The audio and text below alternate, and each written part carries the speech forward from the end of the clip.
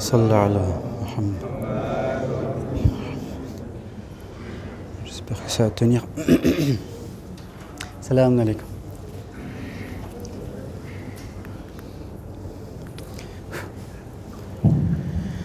أعوذ بالله من الشيطان الرجيم بسم الله الرحمن الرحيم الحمد لله رب العالمين وصلى الله على محمد وآله الطاهرين واللعن الدائم على أعدائهم أجمعين السلام عليكم ورحمة الله وبركاته أعوذ بالله من الشيطان الرجيم بسم الله الرحمن الرحيم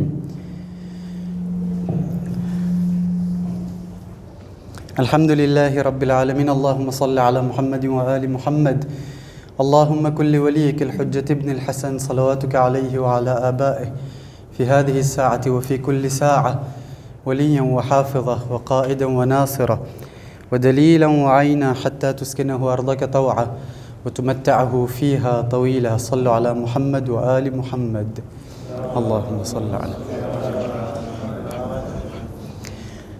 Le sujet d'aujourd'hui, Inch'Allah, comme annoncé hier, ce sera sur l'amour d'Allah subhanahu wa ta'ala. Pourquoi ce sujet? C'est un sujet qui a l'air très banal, c'est un sujet qui a l'air répété, qui a été répété maintes et maintes fois dans les majlis, dans les dars, etc. Mais je me suis dit que parce que nous sommes à quelques jours, à quelques nuits des Shab Qadr, des nuits du destin, j'ai trouvé important qu'on parle de ce principe, cet amour d'Allah subhanahu wa ta'ala, justement pour nous reconcentrer, pour accueillir les mois bénis, les nuits bénies de Al-Qadr. Donc, sans plus tarder, comme prévu hier, Inch'Allah, la réflexion coranique. أعوذ بالله من الشيطان الرجيم ومن الناس من يتخذ من دون الله أندادا يحبونهم كحب الله والذين آمنوا أشد حبا لله. C'est cette partie du verset que j'aimerais que vous commentiez vraiment. والذين آمنوا أشد حبا لله ولو يرى الذين ظلموا إذ يرون العذاب أن القوة لله جميعا وأن الله شديد العذاب. Parmi les hommes, il en est qui prennent en dehors d'Allah des égaux à lui, en les aimant comme on aime Allah. Or, les croyants sont les plus ardents en l'amour d'Allah. Quand les injustes verront le châtiment, ils sauront que la force tout entière est à Allah et qu'Allah est dur en châtiment.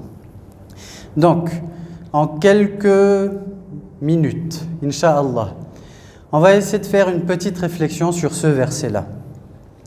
Qu'est-ce que vous pouvez me dire concernant ce verset? Pardon. Donc j'aimerais qu'on participe. La différence entre un mojalis et un dars, c'est que mojalis, moi je parle et tout le monde écoute. Certains font Nara et Haydari, certains font des salawat, mais il n'y a que moi qui parle. Or, un dars, je parle, vous parlez, on parle en même temps. Bien sûr, si on a quelque chose à dire, c'est pas obligé qu'on parle. Donc, chez les dames, surtout concernant le verset ou la partie du verset qui est en gras. Or, les croyants sont les plus ardents en l'amour d'Allah.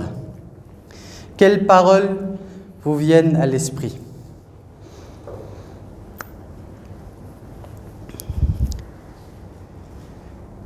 الذين آمنوا أشد حبا لله. जे ईमान ले આવ્યા છે આ લોકોના દિલમાં વધારે મોહબ્બત છે ખુદા પ્રત્યે. Oui.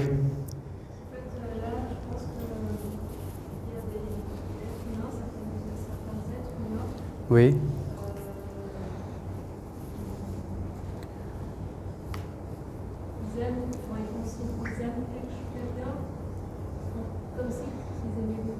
Et en fait, il y en a une grâce, finalement, et ceux qui croient vraiment en Allah, c'est ceux qui ont été 100% en Allah.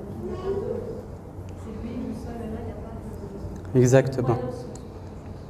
Très très bien. Il y a des personnes qui aiment autre chose qu'Allah subhanahu wa ta'ala. Or, les personnes qui croient vraiment, qui ont la certitude, sont les personnes qui aiment le plus Allah subhanahu wa ta'ala. D'autres réflexions sur ce verset? Zamir, je te prends par surprise. Je vais essayer. Moi, ce que je comprends, en fait, c'est. Je ne prends pas uniquement le verset là, mais j'ai l'impression que l'homme, quand il se marie à ce monde, il donne son amour pour quelque chose d'autre, pour quelqu'un d'autre, alors que dans ce monde, il est le plus à même d'aimer Allah et de se donner corps et âme pour Allah. Ok. Abad. Je n'ai pas plus à dire. Hein. Ceux qui ont cru en Allah subhanahu wa ta'ala, le sens même de croire en quelque chose, c'est de l'aimer. L'amour, je ne sais pas si l'amour peut venir si on ne croit pas en une chose.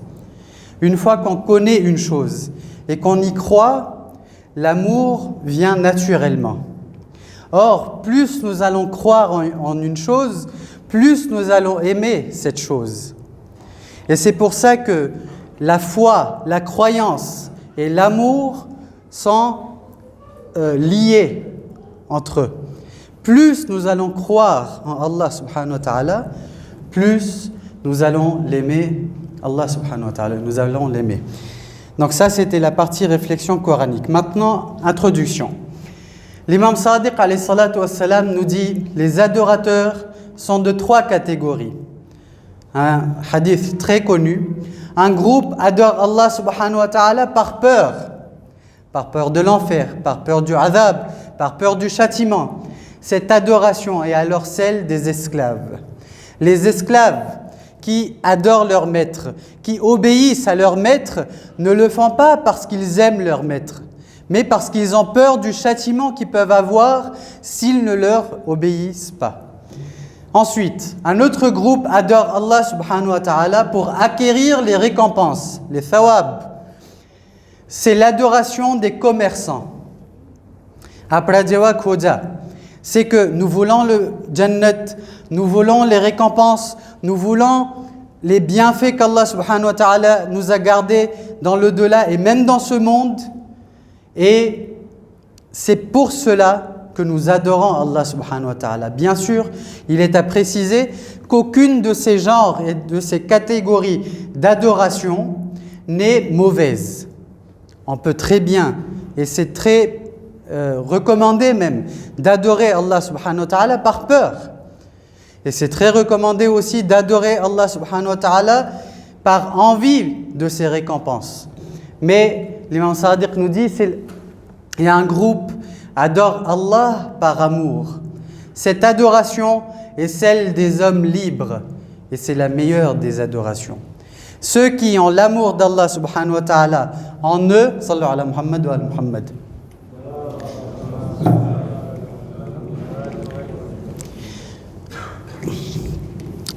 Ceux qui aiment Allah subhanahu wa ta'ala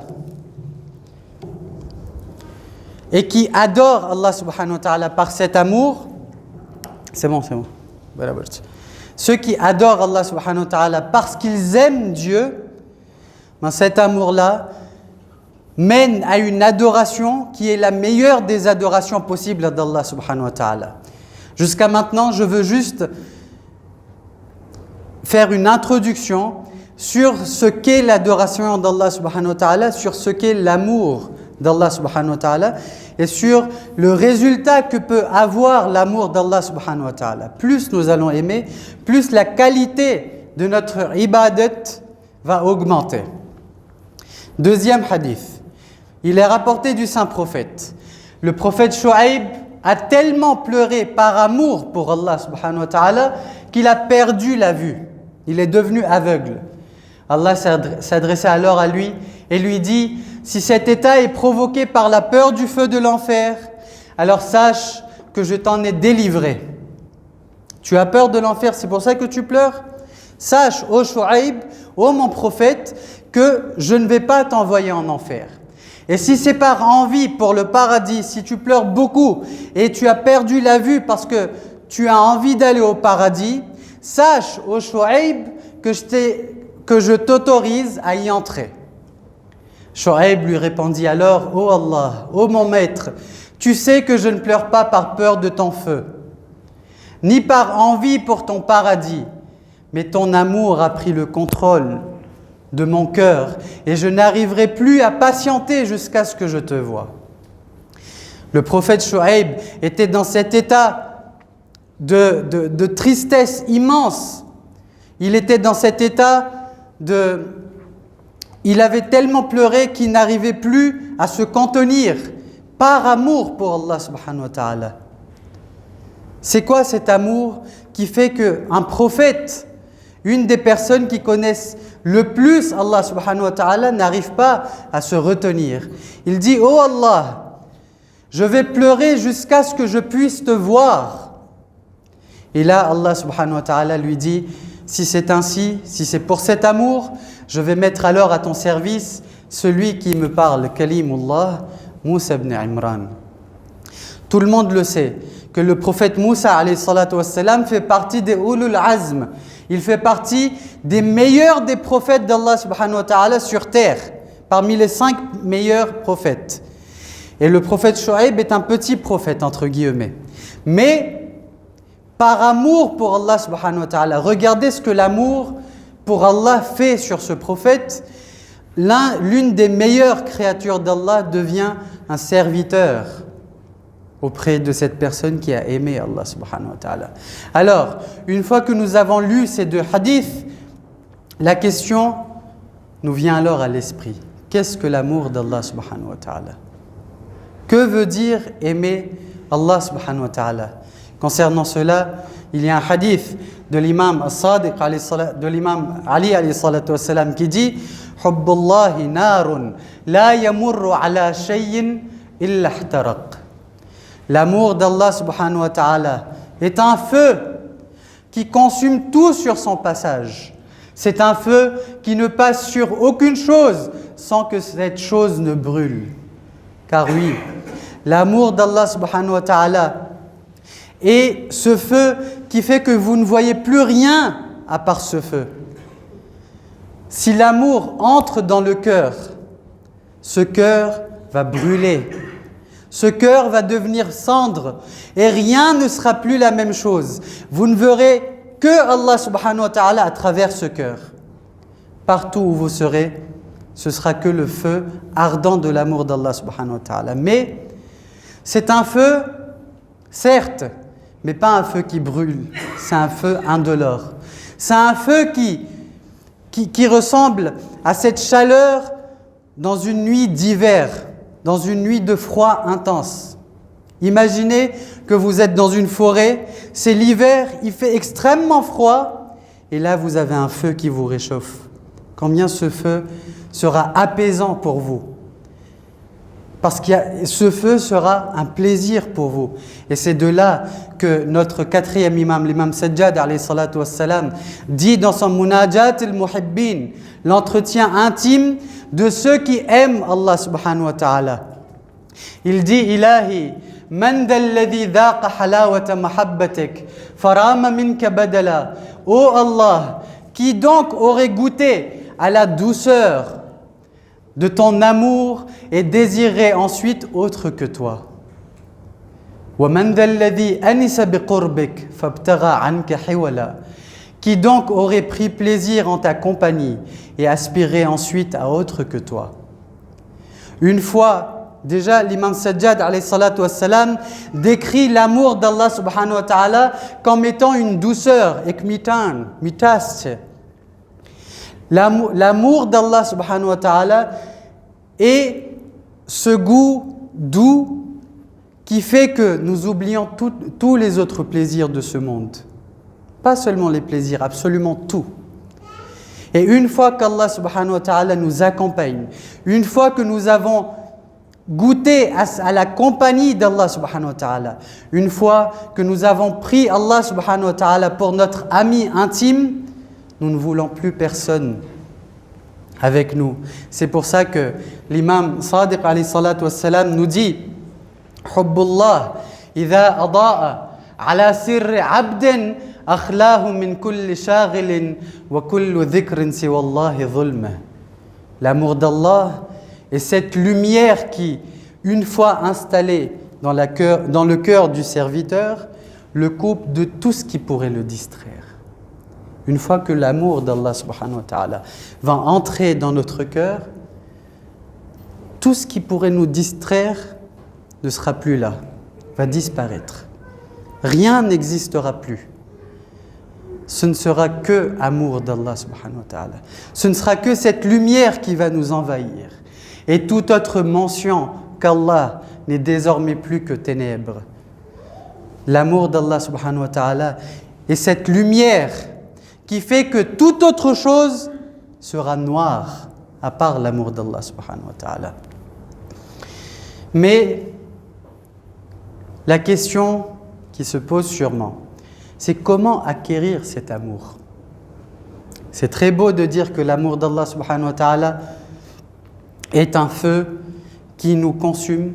L'amour d'Allah subhanahu wa ta'ala est une douceur. L'amour d'Allah subhanahu wa ta'ala est une compagnie qui fait qu'on n'a plus besoin d'autres personnes et d'autres choses. Mais comment justement acquérir cet amour? Comment aimer Allah subhanahu wa ta'ala?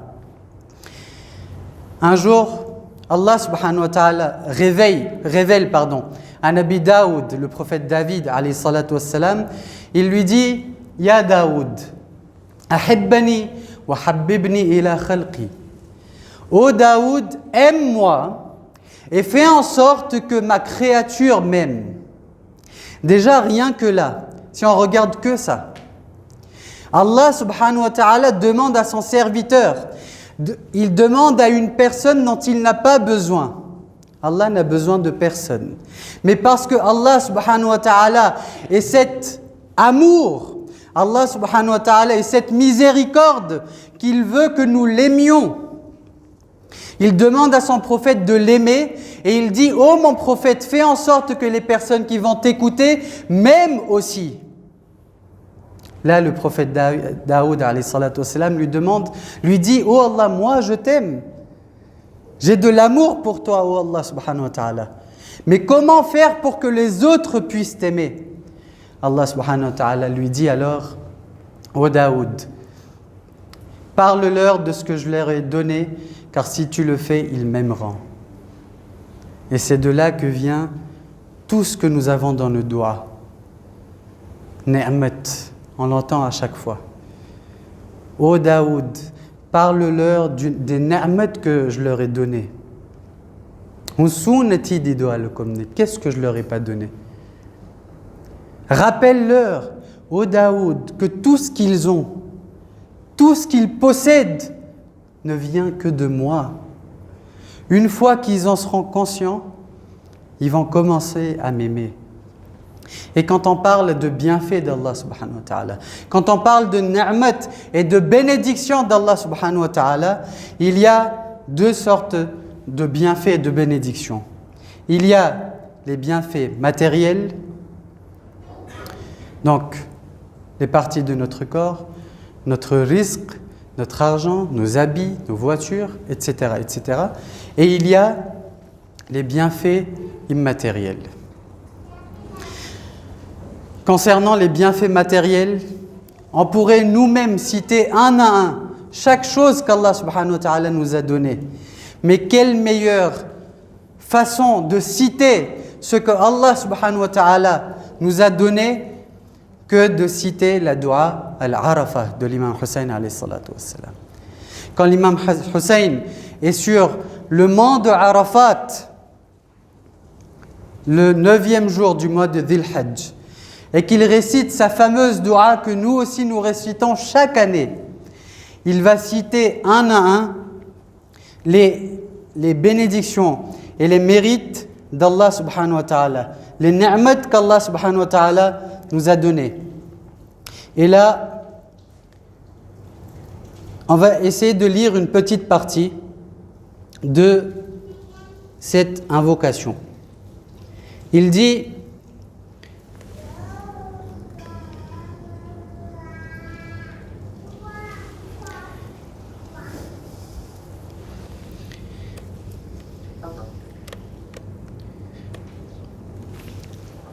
L'imam Hussein alayhi salatu wassalam, dans sa fameuse dua, il dit d'abord, tu m'as commencé par ta bienfaisance. Ô Allah subhanahu wa ta'ala, au moment où tu voulais me créer, la première chose que tu as utilisée pour me créer, c'est ta bienfaisance. Tari rahmat, tari ni'mat. Donc la base même de notre création, le fait que nous soyons vivants, le fait que nous soyons venus au monde est déjà en soi-même une bénédiction d'Allah subhanahu wa ta'ala. Avant même que nous existions, avant même que quelqu'un nous connaisse, même nos parents n'étaient pas conscients que nous allons venir au monde, ils nous avaient déjà créés. Ensuite, tu m'as créé de la terre. Et ensuite, tu m'as logé dans les lombes, à l'abri des vicissitudes du temps et de la variation des époques et des années. Avant même que nos parents se marient, nous étions dans les entrailles de nos pères et nos mères. Ensuite, l'imam continue. Regardez comment l'imam remercie Allah subhanahu wa ta'ala pour chaque étape de sa création. Il dit, je suis resté me déplaçant des lombes à l'utérus au fil des jours passés et des siècles écoulés. Et tu ne m'as pas fait sortir par compassion envers moi, par bonté pour moi et par bienfaisance à mon égard, dans l'état des chefs des mécréants qui ont violé ton pacte. Il a dit, j'étais dans le ventre de mes parents, de ma mère, et tu as choisi le moment où j'allais venir dans ce monde. Il dit que je ne suis pas né dans une époque où les personnes qui me gouvernent sont des personnes qui m'ont opprimé. Et c'est toujours d'actualité pour nous. Nous sommes venus dans un pays dans lequel nous n'avons pas souffert. Imaginez qu'après qu'on soit né en Afghanistan par exemple, là où nos semblables, les chiites, nos frères, se font tuer rien que parce qu'ils sont chiites. Non, on est né dans ce pays là où nous sommes libres, là où nous sommes libres de pratiquer notre foi. Là où nos parents n'ont pas peur du lendemain. Ils ne se disent pas qu'aujourd'hui, si je vais accoucher de mon enfant, demain il sera peut-être mort sous les bombes qui vont pleuvoir sur notre maison. Il dit, tu m'as fait sortir pour la voie juste qui m'a précédé et que tu m'as facilité et dans laquelle tu m'as fait croître. Oh Allah, tu m'as donné dès ma naissance le fitra. Cette nature innée en moi qui fait que dès ma naissance, même si je reste seul dans une forêt ou n'importe où et que personne ne soit là pour me faire grandir, je vais te trouver, Allah. Tu as mis cette force en moi, cette voie qui va me conduire vers toi. Ensuite, il dit, et il revient. Tu as été bienveillant envers moi, en m'octroyant une belle fabrication et de nombreux bienfaits. Tu as commencé ma création à partir d'un spermatozoïde, puis tu m'as logé dans 3 ténèbres entre la chair, le sang et la peau. Et quelques étapes. À chaque étape, Allah subhanahu wa ta'ala nous a donné sa bénédiction. L'imam remercie Allah subhanahu wa ta'ala pour chaque étape. Et tu ne m'as pas pris à témoin de ma création et tu n'as rien laissé me concernant en mon pouvoir.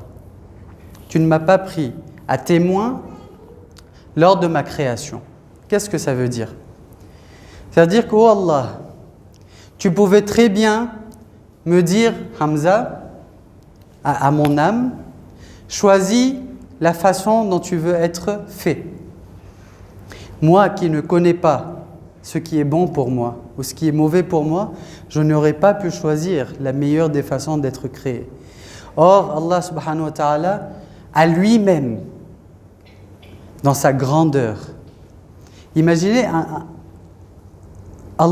qui est Allah subhanahu wa ta'ala? C'est l'entité suprême.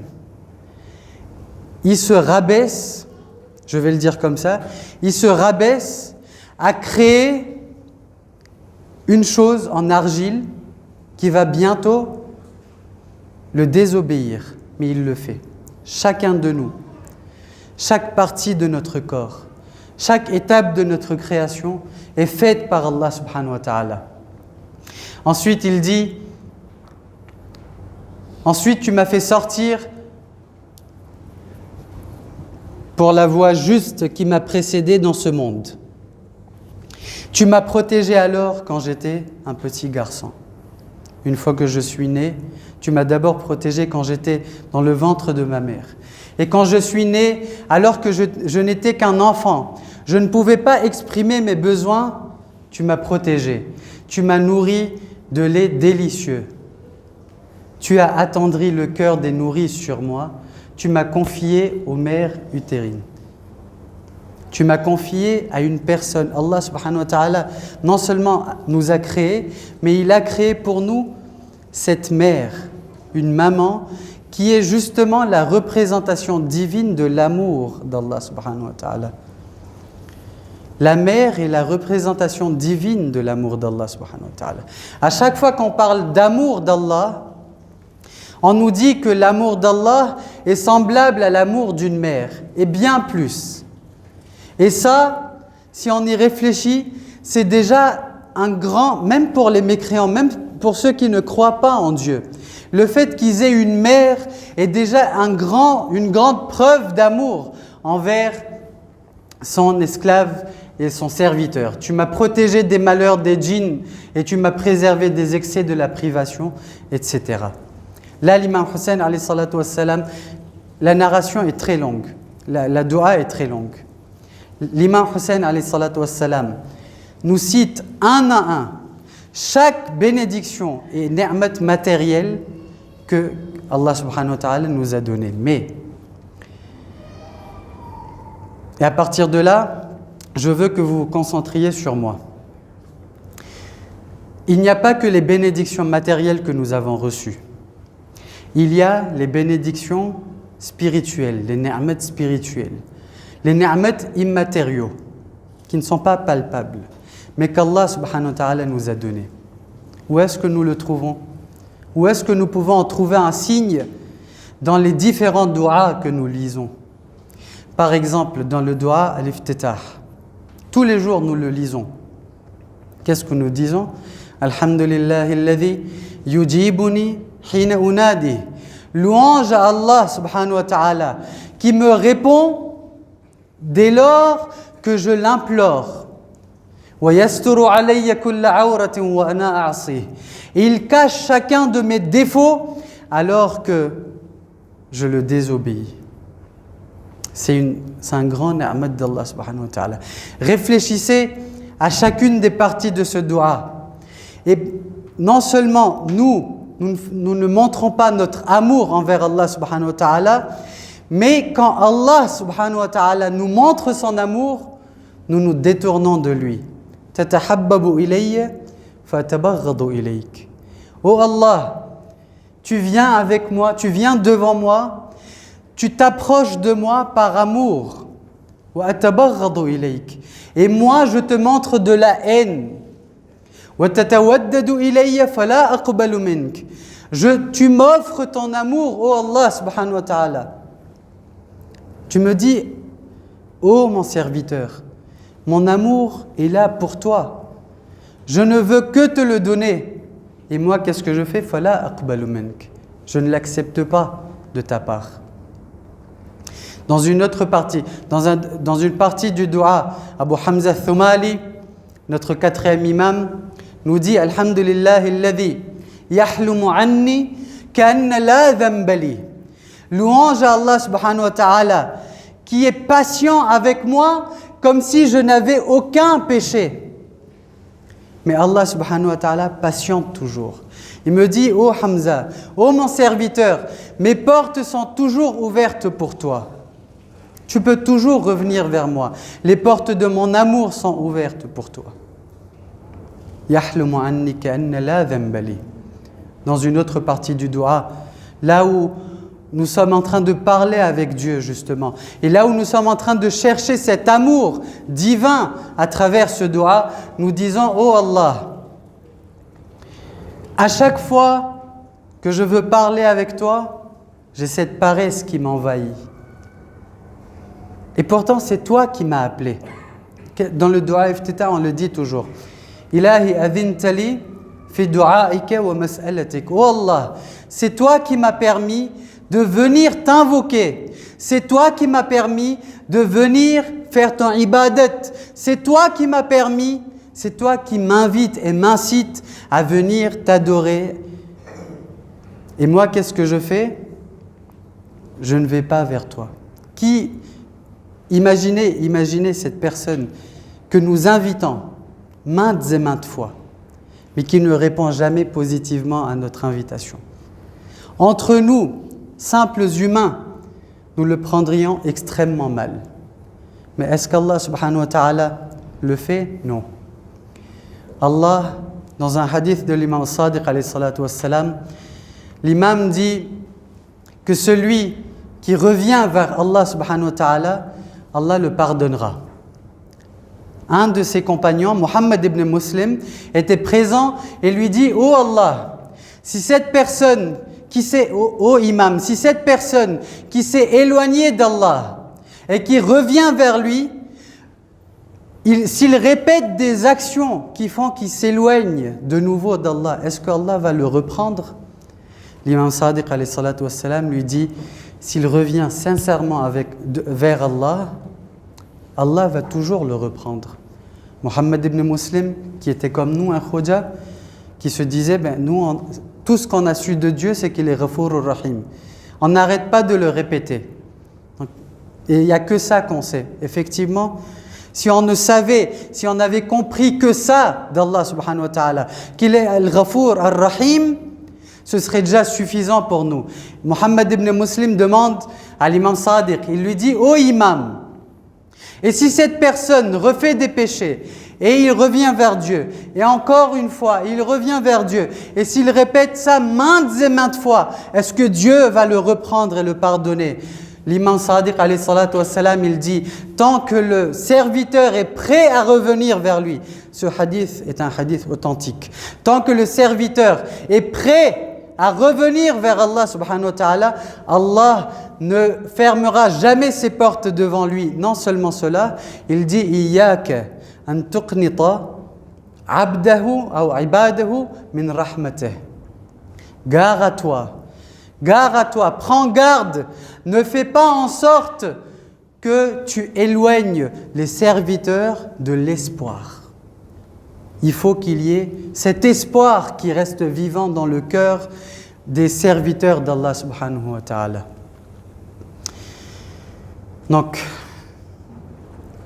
à la fin, l'imam Sajjad alayhi salatu wassalam, dans son fameux Munajat al-Muhibbin, il récite un petit dua que nous allons réciter aujourd'hui aussi. Il dit: oh Allah, Allahumma inni as'aluka hubbak. Oh Allah, je te demande ton amour. Wa hubba man yuhibbuk. Et je te demande l'amour de ceux que tu aimes. Wa as'aluka hubba kull amalin yusiluni ila qurbik. Et oh Allah, je te demande l'amour de chaque action qui font que je me rapproche encore plus de toi. أقول قولي هذا وأستغفر الله لي ولكم. Inch'Allah, le sujet de demain, ce sera un sujet historique. Ce sera sur le sujet des guerres du prophète. Est-ce que l'islam est une religion sanguinaire? Ce sera un sujet historique. Le sujet d'aujourd'hui était peut-être un peu lourd. Il faut quelques minutes, quelques heures pour l'assimiler. Et surtout, il faut méditer sur ces doigts que nous récitons. Sur le doigt al-iftitah, rien que cela suffit. Durant ces nuits de Ramadan, au lieu de lire l'invocation en arabe tous les jours, si nous n'avons pas le temps de lire tous les jours la traduction, essayons une fois sur deux de lire que la traduction de cette doua, et durant les nuits à venir de la doua, Abu Hamza al-Thumali. Sallu ala Muhammad wa ali Muhammad.